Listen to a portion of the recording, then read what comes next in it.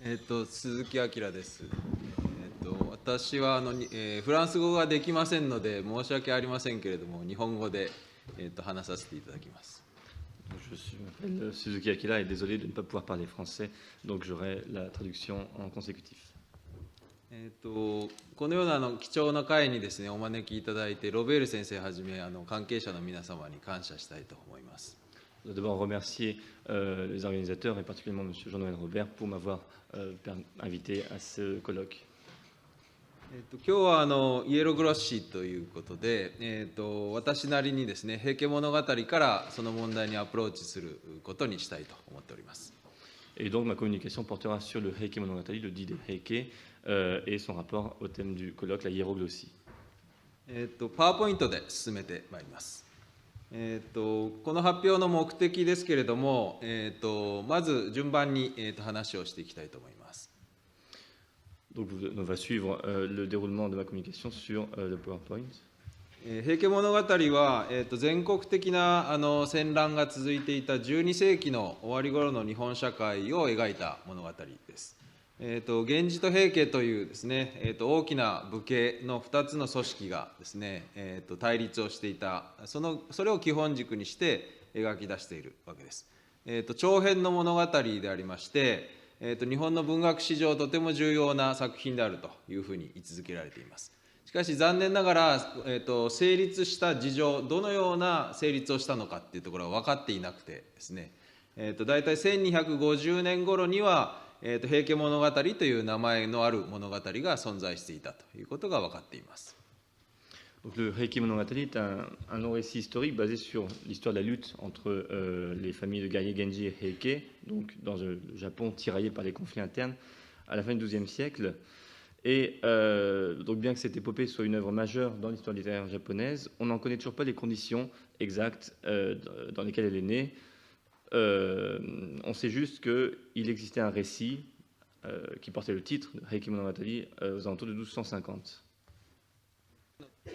平家物語の特徴ですけれども、遺本と呼ばれるものですね、これがたくさんあるということが特徴です。つまり、テキストがですね、固定化することがなく、作り変えられ続けたということですね。これが17世紀まで続いていきました。約400年間にわたって平家物語の本文は、揺れ動いていたということになります。その結果として、膨大なテキストが今この世の中に残っていることになるんですね。で、内容とか分量が違うテキストがあるんですけれども、それがすべて同じ平家物語という名前で、存在しているということになってまして、これほど多様な本文がある物語というのは日本文学史上他にはないというふうに考えられます。Donc, l'une des particularités est le nombre important de variantes textuelles existantes. Le contenu même du récit n'était pas figé depuis sa naissance, donc au milieu du XIIIe siècle, et on a ainsi des variantes qui sont de taille et de contenu assez divers, mais qui ont été regroupées toutes sous le même titre de Heike Monogatari. C'est un phénomène, cette diversité de variantes textuelles qui me semble unique dans la littérature japonaise et peut-être aussi dans la littérature mondiale. この物語はですね、書物で本としてこう読むということと加えて、琵琶法師と呼ばれる語り手によって語られるですね、耳で聞くテキストですね、その両方の姿がありました。で、結果として、平家物語は非常に多様な形で存在することになったと言えるわけです。Donc, le texte ne s'est pas transmis uniquement en tant que texte lu, mais il était aussi transmis oralement par les joueurs de lutte aveugles, les biwa hoshi, qui donc adaptaient le contenu en fonction de l'auditoire et de leur propre style. もう一つの特徴はですね、後の時代に非常に大きな影響を与えたということなんですね。で、文学や芸能はもちろんのことですね、絵画の側面であるとか、あるいは工芸品ですね、そういった有形の文化財に影響する。それから、人としての生き方ですね、あるいは振る舞い方、礼儀作法というようなものにも影響を及ぼしていますし、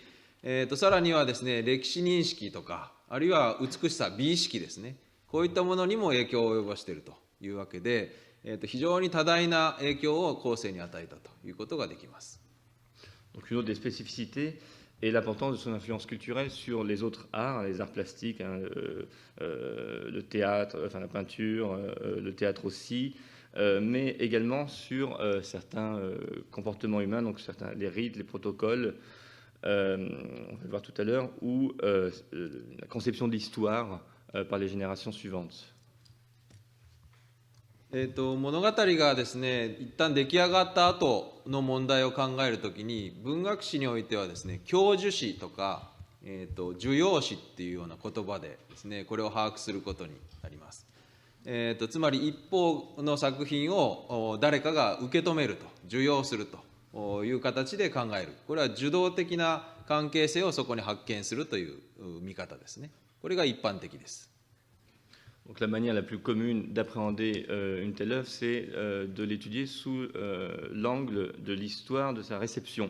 C'est une approche qui effectivement est passive. On voit la réception au fil du temps à travers les diverses lectures qui en sont faites.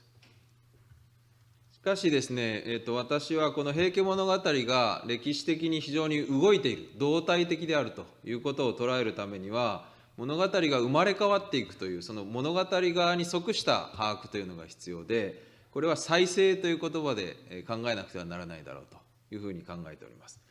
それに再生することによって新しい意味が付け加えられたり、あるいは価値が加わったりですね。それから平家物語を再生させた力、原動力は何だったのかとかですね、あるいはその環境はどういうものだったのか、具体的な担い手は誰だったのかというような、そういう問題を考えていくことが重要になってきます。Mais je pense qu'il faut également l'étudier sous un angle plus dynamique, hein, mettant en exergue les changements, la reproduction du texte à travers donc, les divers arts au fil du temps, et s'interroger sur les nouveaux sens, les nouvelles valeurs qui sont accordées au fur et à mesure de ces reproductions, de voir aussi quelle est la force motrice qui a permis cette reproduction au fil des ans et les acteurs de ce phénomène. でこの平家物語の再生ということに関して5つの観点から考えてみたいと思います。Donc, je vais vous proposer 5 thèmes de réflexion, 5 points de vue concernant cette reproduction du Heike Monogatari. 1つ目はですね、平家物語の本文を抜き書きするという、こういうものです。書物としての平家物語から本文の一部分をそのまま抜き出して独立した物語とするという、こういうものですね。Donc, le premier type d'œuvres sont les œuvres qui utilisent des extraits du Heike Monogatari, c'est-à-dire qu'elles en prennent un épisode à partir duquel un nouveau récit va naître. 具体的にはですね、おとぎ草子と呼ばれるものの中に、妓王とか、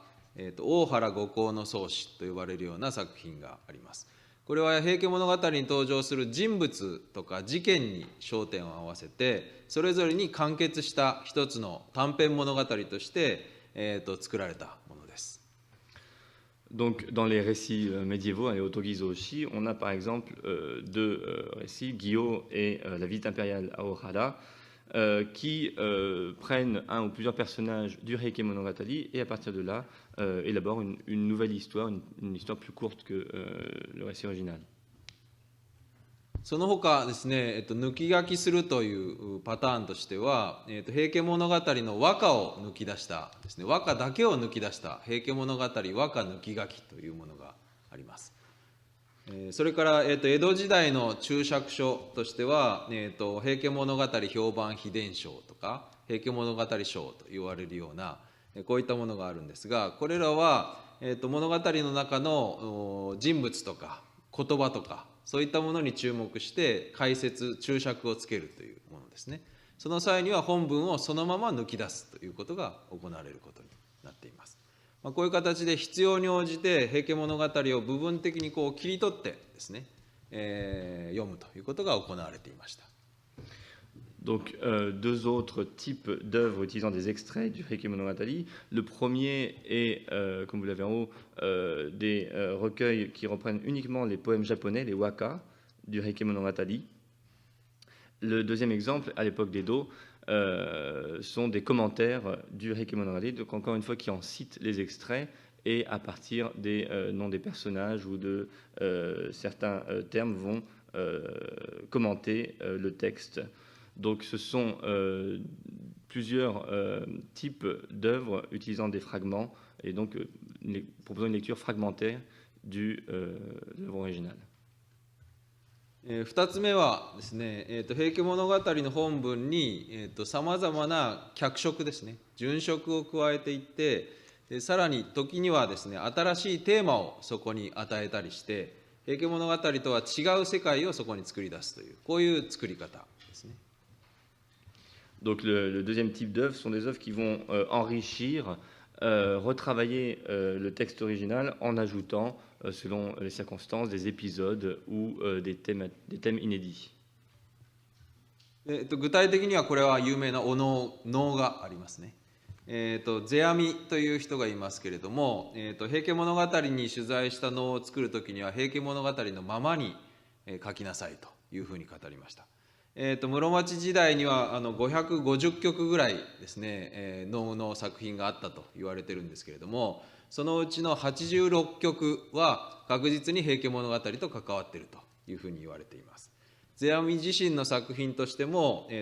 敦盛忠則のようなこういった作品があって、戦場で討ち死にした武士たちの姿が描かれています。Donc, vous connaissez sans doute le théâtre No, et le grand dramaturge du théâtre No, Zeami, préconisait, lorsqu'il utilisait des épisodes du Heike Monogatari, d'écrire dans le style du Heike Monogatari. Parmi les 550 pièces du répertoire de No qui ont été composées durant l'époque de Muromachi, 86 sont tirées d'épisodes du Heike Monogatari. Et pour les œuvres de Zeami, par exemple Atsumori ou Tadanori, font ainsi revivre les exploits des guerriers défunts des clans Genji et Heike. 2つ目の例は講赤舞と呼ばれているものです。これは16世紀の半ば頃にですね、最も盛んになったと言われている語り物の文芸です。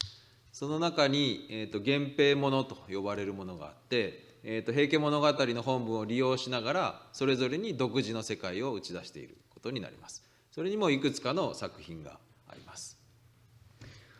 Donc au milieu du XVIe siècle est apparu un autre type d'art du récit, des récits accompagnés de danse, les ko-wakamai, et il y a un corpus, encore une fois, de récits, les genpei mono, donc inspirés de la lutte des Genji et des Heike, qui ont leur origine dans les épisodes du Heike Monogatari. 3つ目はやはりおとぎ草子です。おとぎ草子の中には代表的な例として小敦盛というものがありますが、平敦盛の討ち死にを踏まえてその、残された子供ですね、その話へと移っていくというこういう展開を示します。Donc encore une fois, dans les récits médiévaux, les Otogi-zoshi, on peut prendre l'exemple de l'enfant d'Atsumori qui raconte justement le devenir du fils d'Atsumori, lui-même mort au combat, et donc raconte la suite de ce qui n'est pas raconté dans le Heike Monogatari. 3つ目の形ですけれども、これは平家物語では語られていないお話なんですけれども、物語の中に出てくる人物とか事件に関係づけられながら、展開すると。Donc le troisième type d'œuvre sont des œuvres qui ont un ou plusieurs éléments qui se rapportent au Heike Monogatari, souvent un personnage ou une scène précise, mais qui racontent des événements qui ne sont pas narrés dans le Heike Monogatari. 具体的な例としてはですね、ここには2つ挙げましたけれども、おとぎ草子の唐糸草子という物語があります。それからもう一つは清水の患者物語という物語があります。これはどちらも、源頼朝と対立した木曽義仲という武士がいますけれども、その頼朝と義仲の対立を背景にした物語で、しかし、平家物語の中にはこの話は出てこないのですね。平家物語の、外伝というような形になっています。Je cite deux exemples. Le premier, le récit de Karaito, et le deuxième, le récit du jeune homme de Shimizu, qui tous deux mettent en scène Kiso Yoshinaka et son ennemi, donc Yoritomo, et raconte des épisodes qui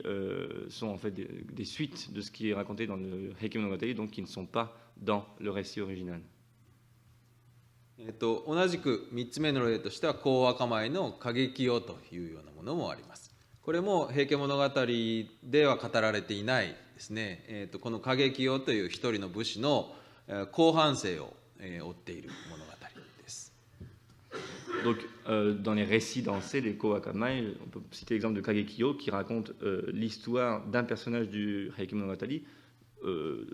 pour lequel le récit original donne très peu de détails, et ici, on a donc toute la seconde partie de sa vie qui est racontée. でこれらの物語は平家物語には語られていないお話ですので、いわゆる平家物語の枠組みをはみ出してしまっている物語です。しかしですね、平家物語の内容を踏まえてその世界が成り立っているということになりますので、平家物語が存在しなければこれらの物語は成り立たなかったということになります。Donc, ces récits ont en commun donc de raconter des événements qui ne sont pas narrés dans le Heike Monogatari. En ce sens, ils dépassent le cadre du récit original, mais cependant sont tous basés sur le contenu même du Heike Monogatari. C'est pourquoi on peut dire qu'effectivement, si le Heike Monogatari n'avait pas existé, tous ces récits n'auraient pas pu naître non plus. 4つ目ですけれども、文字以外でですね、平家物語を表現したものということになります。平家物語は、文字だけでですね、書かれてきたわけではありません。14世紀の段階ですでに平家物語の絵巻物があるということが記録に残っています。残念ながら14世紀、15世紀の、現物は残っていないんですけれども、早い段階から物語絵としてですね、これが享受されていたということが分かっています。そして、その形としては絵巻物、巻物の形とか、あるいは本の挿絵となっていたりですね、あるいは屏風の絵になっていたりというような形で、さまざまな形でこれが展開していくことになります。16世紀以降の例はたくさん残っています。Donc, la quatrième catégorie sont les œuvres non textuelles qui ne font pas appel uniquement au texte. Donc, le Heike Monogatari s'est transmis par d'autres médias que le texte uniquement. On sait qu'il y avait dans la première moitié du XIVe siècle des rouleaux peints du Heike Monogatari.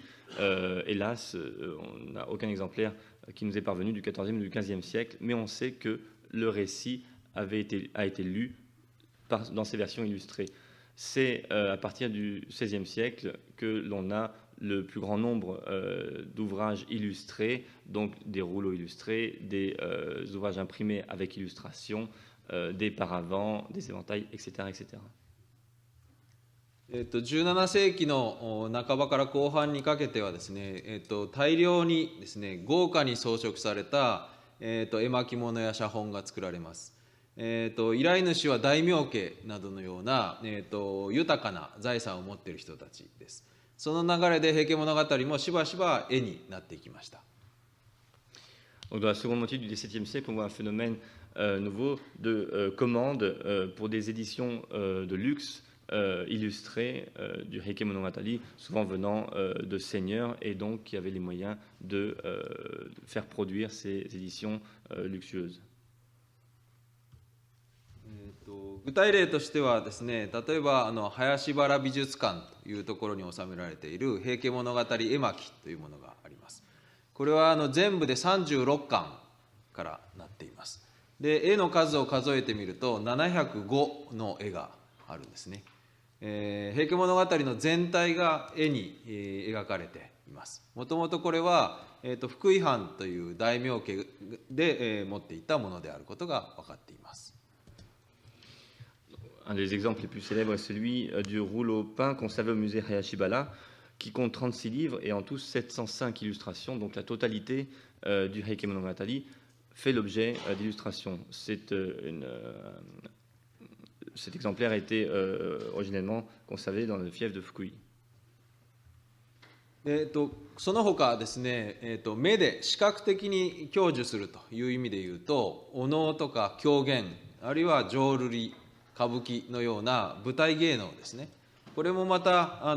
平家物語を視覚化した作品として、位置づけることができますので、こういった芸能としても平家物語は再生していったことになります。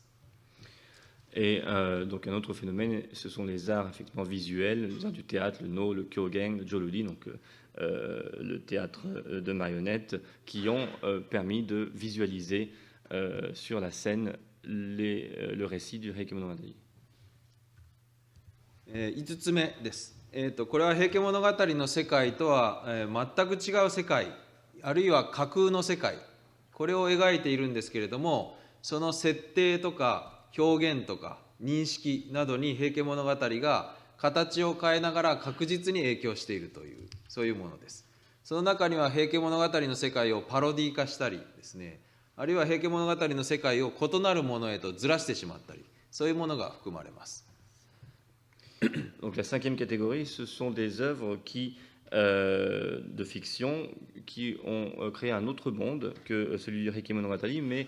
conservent cependant des points communs dans l'expression ou la nature des épisodes racontés. Il y a parfois une dimension parodique de ces récits qui prennent ainsi une distance par rapport au récit original. 例としては、おとぎ草子の中に衣類物と呼ばれるものがあります。これは植物とか魚とか鳥とかですね、人間ではないものを擬人化して、描く作品群なんですけれども、この中に、精進魚類物語とかですね、あるいはアロ合戦物語と言われるものがあって、擬人化された衣類の者たちが戦っていく戦の物語になっています。これは平家物語の表現が下敷きになっていることが明らかになっています。Parmi les récits médiévaux et otogizoshi, on en trouve plusieurs qui mettent en scène des plantes ou des animaux personnalisés, se livrant en bataille, comme ici le récit de la bataille des plantes et des poissons, ou celui de la bataille des corbeaux et des hérons. Et dans les deux cas, l'influence des récits guerriers, particulièrement du Heike Monogatari, est manifeste.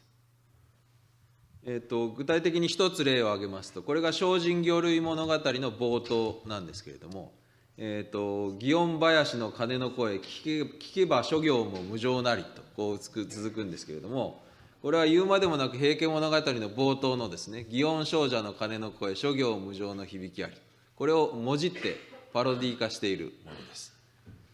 Donc là, vous avez l'exemple du début du récit de la bataille des plantes et des poissons. Donc je cite un petit peu en traduction, inspiré de la traduction de Cipher. De la forêt de Guion, le son de la cloche, de l'impermanence de toute chose et la résonance. Du temple des arbres chalas, le jus de fougère démontre que tout ce qui prospère nécessairement est bu. L'orgueilleux charbon ne dure, dans la grillade il retourne à ses cendres. L'homme valeureux de même finit en poussière sous les herbes flétries. C'est bien sûr une parodie de l'original du Heike, qui commence par le célèbre du monastère de Guion, le son de la cloche, de l'impermanence de toute chose et la résonance, etc. etc. 難しい翻訳ありがとうございます。で、その5つのパターンを踏まえてですね、平家物語から、平家物語へということを考えてみたいと思っています。この5つのパターンには、1つの共通点があります。それは平家物語という長編の物語を小さな単位に切り取るということです。小さな単位にすることで生まれ変わっているということが共通します。Donc j'aimerais maintenant proposer une réflexion sur le passage du Heike Monogatari en tant que récit au Heike Monogatari en tant que phénomène culturel. Le point commun entre les 5 types d'œuvres inspirées du Heike Monogatari que nous venons de voir est qu'elles partent toutes d'un non-récit pour en tirer des fragments et constituer des récits de dimension plus modeste. 先ほどですね、抜き書きするパターン、それから抜き書きして脚色するパターン、それから内容を関連づけるパターン、それから物語世界を異なるものにするパターンというのを紹介しましたけれども、いずれも平家物語の中のある一部分と関係づけるという、こういう方法が取られています。Donc les œuvres que nous avons vues, en 1, donc celles qui prennent des extraits, en 2, celles qui prennent des extraits pour les enrichir, en 3, celles dont une partie, personnage ou autre, est commune avec le Heike Monogatari, ou en 5, celles qui participent du phénomène de dissémination par rapport à l'original, sont toutes liées donc au même récit du Heike. 絵画家についてもですね、同じことが言えまして、挿絵にできるのは物語の全体ではありません。話題の中で絵に描くにふさわしい一部分が選ばれているということになります。絵師はさまざまな条件に応じてその場面を選ぶことになります。絵巻とか絵入り本とかさまざまな形がありますけれども、その条件は全部同じです。特定の場面が選ばれるということによって、逆に、選ばれなかった場面というのが捨て去られていることに注目したいと思います。Donc, dans les adaptations picturales du récit, forcément, comme il s'agit d'éditions illustrées, l'illustrateur va à chaque fois choisir les scènes qu'il pense dignes d'intérêt pour faire figure d'illustration en fonction donc du lectorat ou de la situation, donc que ce soit pour les rouleaux peints, pour les éditions illustrées, pour les paravents, etc. etc. Dans ce cas-là, comme on choisit des scènes précises, il y a forcément d'autres épisodes qui sont laissés de côté.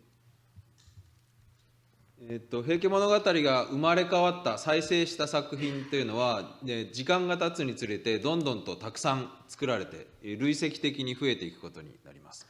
結果的にその全体を見回すとですね、歴史的に見ると後世の、教授者たちは平家物語という書物を読むというよりも、それに根ざした二次的なあるいは三次的な作品と接するという機会の方が圧倒的に多かったということがわかると思います。Ces œuvres inspirées du Heike Monogatari se sont accumulées au fil du temps, si bien que si l'on regarde d'un point de vue historique de l'histoire de la réception du récit, on s'aperçoit que bien souvent les lecteurs avaient affaire à des récits de seconde main, voire de troisième main pour eux-mêmes constituer leur propre récit.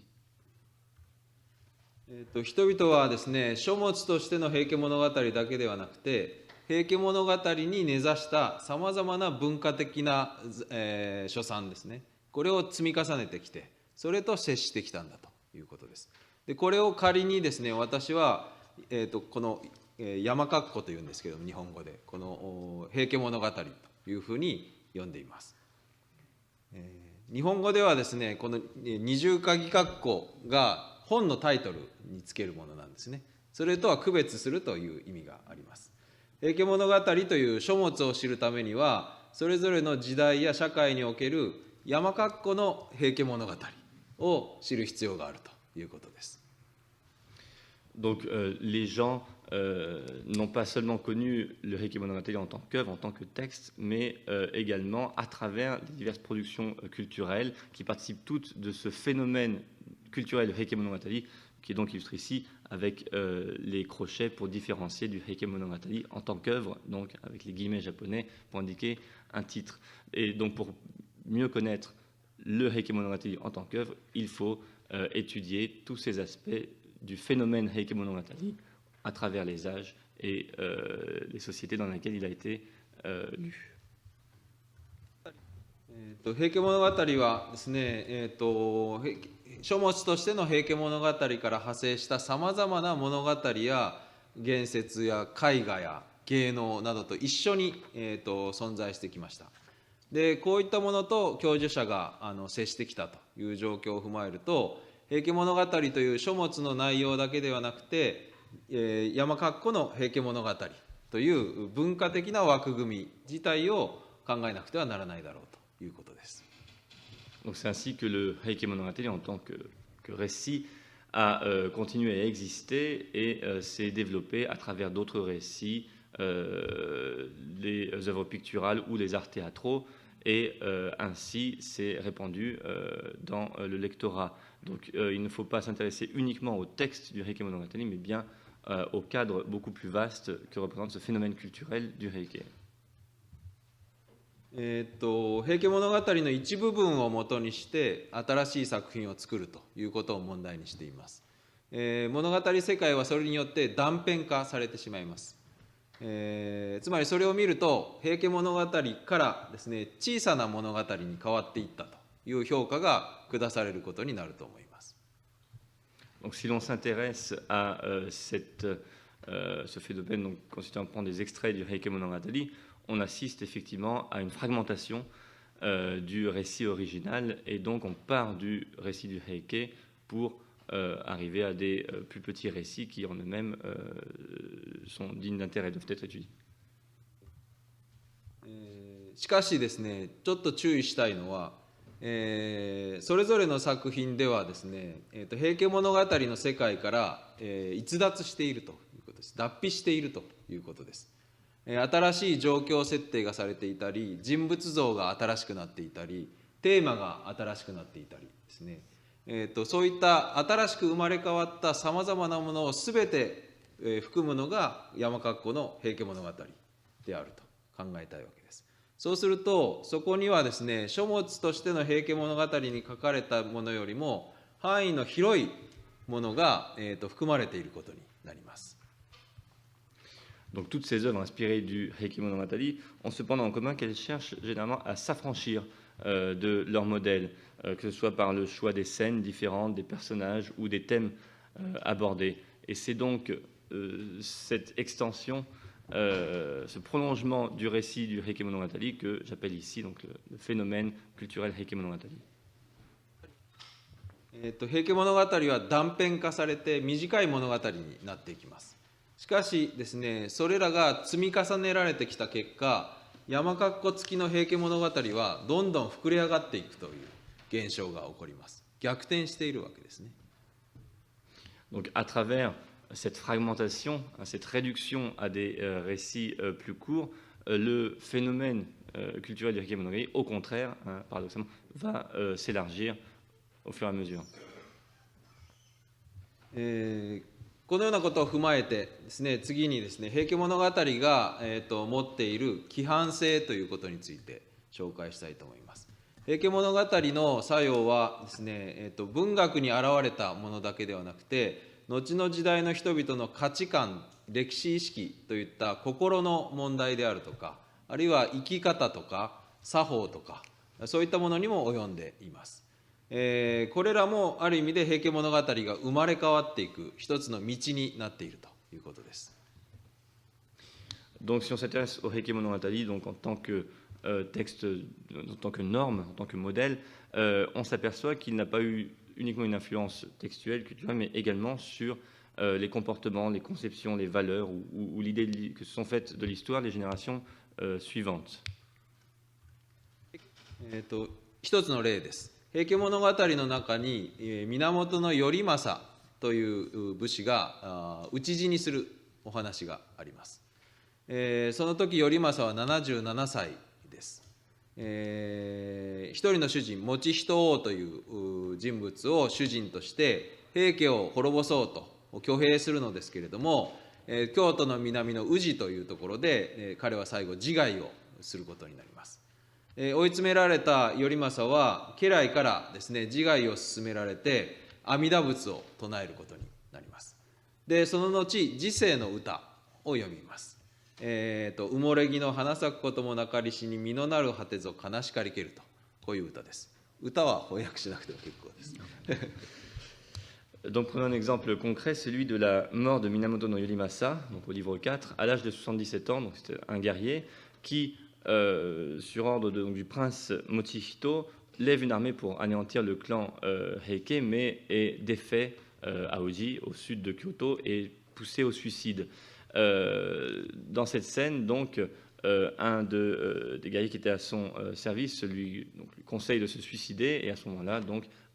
Yorimasa va réciter l'invocation Bouddha Amida et composer ce poème d'avant la mort. Comme l'arbre fossile, de floraison toute ma vie, je n'ai point connu. Quelle tristesse de voir mon infructueuse fin. 時世の歌を読むということについてちょっと注目したいと思うんですね。本文によればですね、普通の人はそんな時には歌は読めないと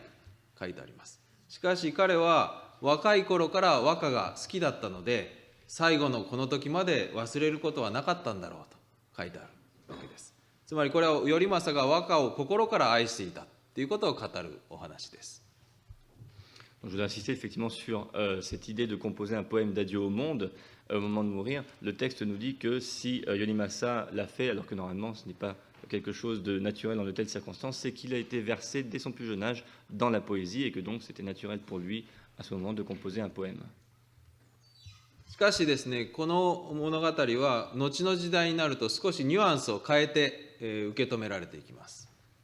Cet épisode a cependant été interprété d'une manière un petit peu différente plus tard. 江戸時代の注釈書によるとですね、頼政のことを名称であるとか誉れと表現することが出てきます。 Donc dans un commentaire de l'époque d'Edo, on qualifie Yorimasa donc de grand commandant, de grand chef de guerre, et on parle de fierté dans son acte. つまりですね、頼政が良将、素晴らしい武将であったからこそ死に際して歌を詠めたのだということに変わってくるわけです。これは良将としての誉れだというふうにも語ります。つまりですね、時世の歌を残して死ぬという振る舞い方を武士として理想化するという、そういう動きがここに始まるわけです。 Donc ce commentaire qualifie donc de fierté d'honneur l'acte de composer un poème parce que Yorimasa est un bon commandant, un bon chef de guerre. Donc on voit ici un glissement de conception et on voit que composer un poème d'adieu au monde au moment de mourir a été idéalisé, que c'est une figure idéale dans la conception des guerriers.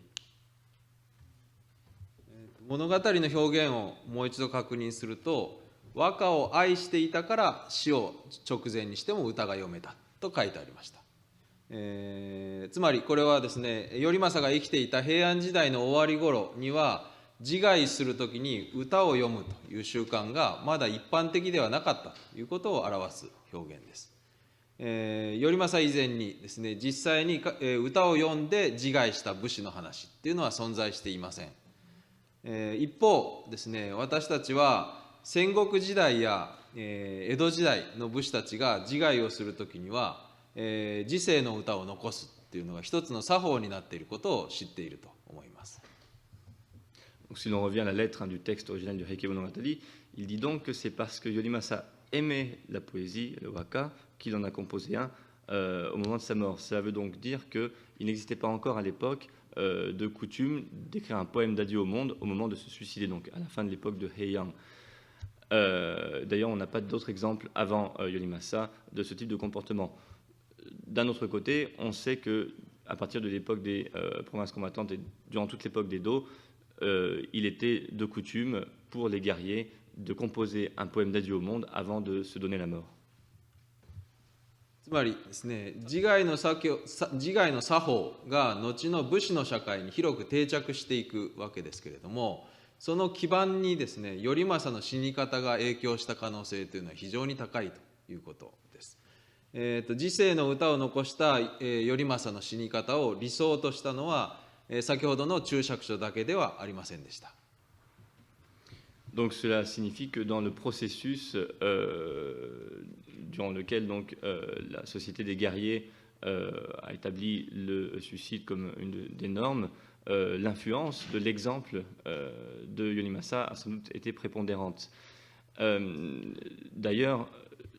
cette conception du poème d'adieu au monde avant de se suicider comme un idéal n'est pas une idée qui vient seulement du commentaire que je viens de citer. 例えばその他にもですね、一ノ谷合戦という戦いで討ち死にした平敦盛という人は若武者の死に方の模範とされました。それから北陸の合戦で討ち死にした斎藤実盛という武士は、老い武者、逆にですね、年老いた武者の武勇の理想というふうにされていきました。 Vous avez deux autres exemples. Celle de Taira no Atsumori, mort à la bataille d'Ichi-no-Tani, qui a été considéré comme un modèle de guerrier mort jeune. Au contraire, Saito Sanemori, mort dans la bataille du Hokuriku, dans le nord, lui a été considéré comme un modèle de mort d'un guerrier âgé. 平家物語に描かれた人々の姿には、実社会ですね、この世の中においての規範性を持っていたということが理解できると思います。つまり平家物語は、ある時代においてはですね、生き方の理想像を見出すためのカタログとして扱われていたということが分かります。平家物語は、生身の人間の振る舞いとなって再生したということもあったわけです。Donc on peut voir que les personnages décrits dans le Heike Monogatari ont été considérés comme des normes, des modèles pour la société réelle. Ainsi, ce récit fournissait une sorte de catalogue d'existence idéale pour les générations suivantes. Et en ce sens, le récit du Heike Monogatari s'est donc reproduit à travers le comportement d'êtres humains dans le monde réel. 5つ目、最後になりますけれども、平家物語への再生ということを考えてみたいと思います。これまで紹介してきたのは、平家物語が再生する問題です。それに対してですね、平家物語へ再生していくという問題、これを考えてみたいと思います。つまり、平家物語を文学史の中で捉えようとするときに、平家物語自体がそれ以前のさまざまな物語が生まれ変わった姿でもあるという、そういう問題です。Jusqu'à présent, nous avons vu comment le Heike Monogatari se reproduisait, renaissait dans d'autres œuvres, mais nous allons voir maintenant ce qu'il reproduit lui-même, c'est-à-dire de quelles œuvres précédentes il en est le reflet. 平家物語の冒頭は、祇園精舎の鐘の声、それから沙羅少女の花の色という言葉が使われていまして、これはお釈迦さんの、仏教のですね、お釈迦さんの伝記に基づいている言葉です。沙羅少女の花の色というこの言葉は、お釈迦さんが涅槃にいる時の物語をもとにしています。その時のお釈迦さんは、生者、生きている者は必ず死ぬのだということを示すために涅槃に行ったと言われます。しかし平家物語はそれをですね、成者へと作り変えました。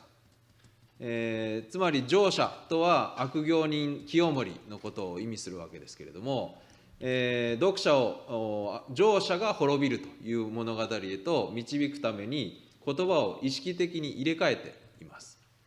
つまり平家物語はお釈迦さんの伝記を再生させた物語だという側面を持っているわけです。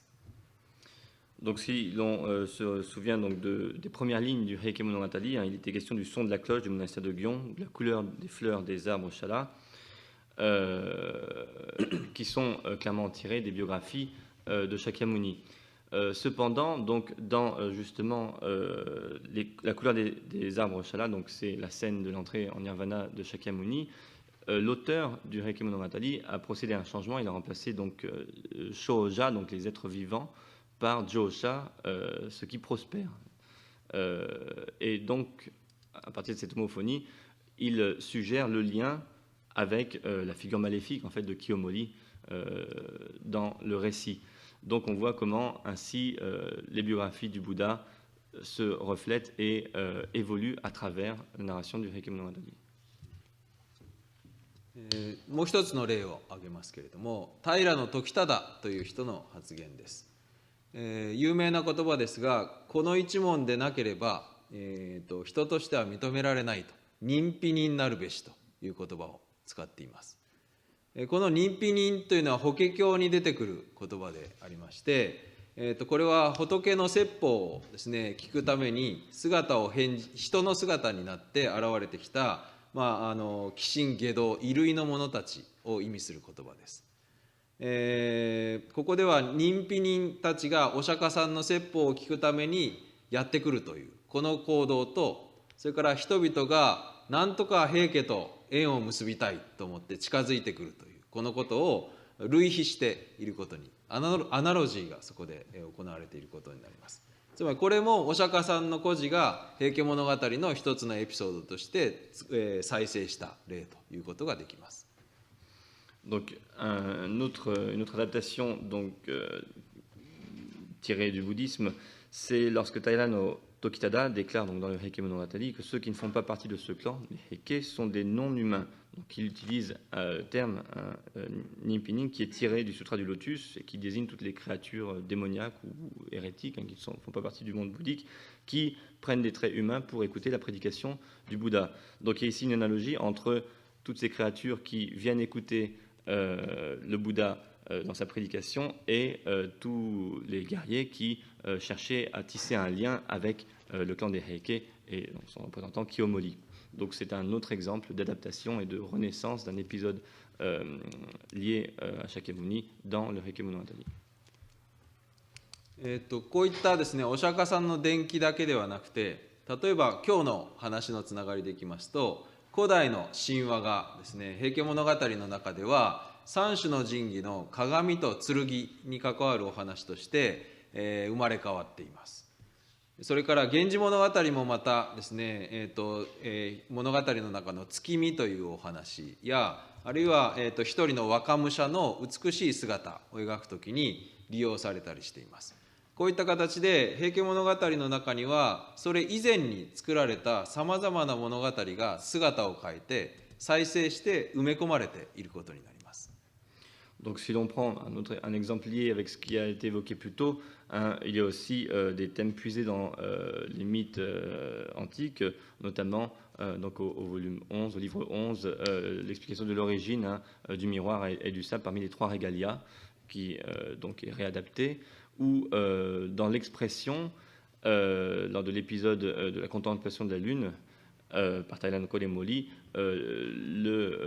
l'expression est clairement influencée par le roman du Genji. まとめるとですね、今日の発表の要点はこのようになると思います。